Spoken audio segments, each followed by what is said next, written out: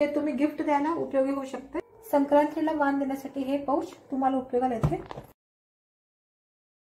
माझ्याकडे लहान मुलीचा ड्रेस होता, त्या ड्रेसचा भाग मी कट केला आहे। हा ड्रेसचा वरचा भाग होता आणि त्याच्या खाली असा स्कर्ट होता। हा स्कर्ट मी कट करून त्याच्यापासून अशी ही स्लिंग बॅग बनवली आहे, ही बघा। त्याच पद्धतीने दुसरा एक फ्रॉक होता, त्या फ्रॉक पासून ही अशी स्लिंग बॅग बनवली आहे। त्याला ऍडजस्टेबल हुक आहे, तुम्ही खाली वर करू शकता। वन साइड घालायला खूप चांगली आहे ही, म्हणजे तुम्ही गाडीत सुद्धा घालून जाऊ शकता। अशी छोटी बॅग पण शिवली आहे।